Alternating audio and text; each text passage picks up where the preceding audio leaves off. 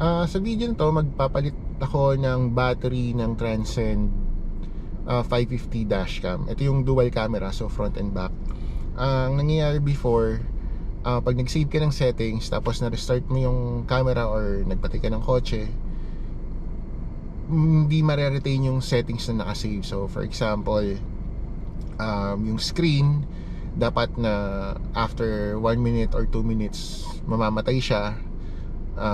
Ngayon hindi na, so lagi siyang nakabukas. Kung ano yung default settings niya, yun na lang lagi every time na bubuksan mo yung camera or every time na start mo yung kotse.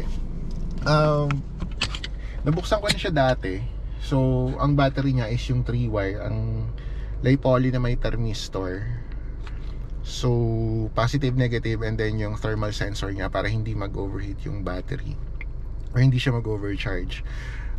Nakadalawang order na ako online, pero ang dumadating sa akin lagi kasi is 2 wires lang. So ayoko siyang ikabit kasi delikado, walang circuit protection eh. Delikado kasi yung Li-Poly, especially if i-dispose nyo nga pala. Remember to dispose it properly. So let's go, magpalit na tayo ng battery. Okay, so meron siyang isang screw dito, ito dalawa, tatlo, apat, lima, anim. Nung una ko siyang binuksan, hindi ko alam na meron siyang screw dito. So kala ko notch lang, pinilit ko, so nasira.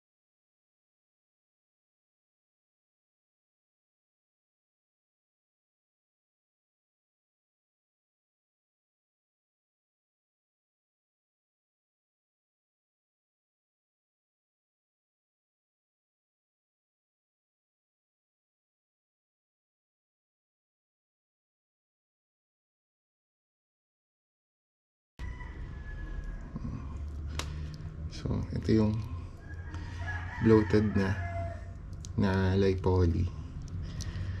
Ang original part number niya is, I don't know if it's 6222.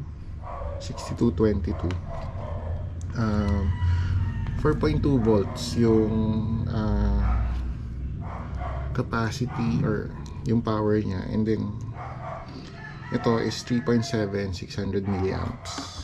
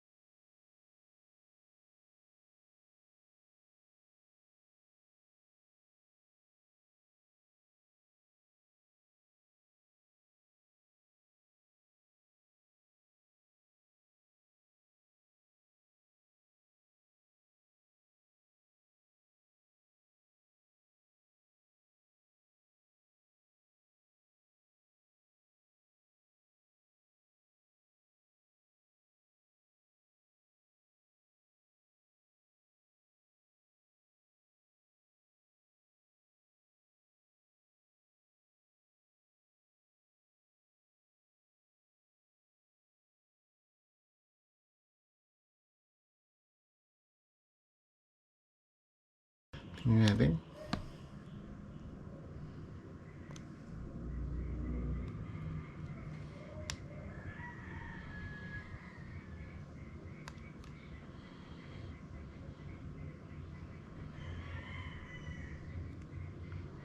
Okay, so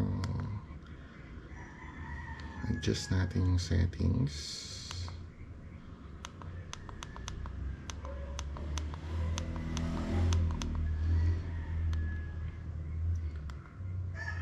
off. Delay power off, 30 seconds.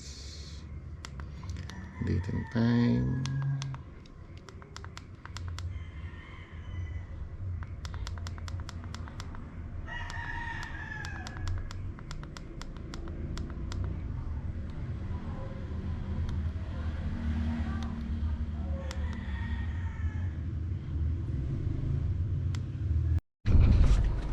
So, naikabit na natin siya.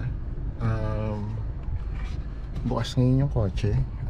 So, patayin natin. Yung sinet natin is 30 seconds. So, once na pinatay natin yung kotse, there you go. So, para ka na ulit mayroong bagong dashcam.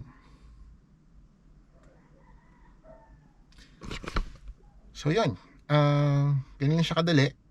Next time, I'll try to update naman yung firmware kasi meron siyang feature na pag may dumaan sa harap, automatic siyang magre-record. Figure that out. Tinry ko siyang i-update dati, hindi ko magawa siguro kasi dahil sa battery. So ngayon, bago na yung battery, try kong i-update ulit yung firmware. So, thank you for watching this video. Kung hindi ka pa subscriber, please subscribe. Kung natawa ka sa video, please like na rin. Thanks!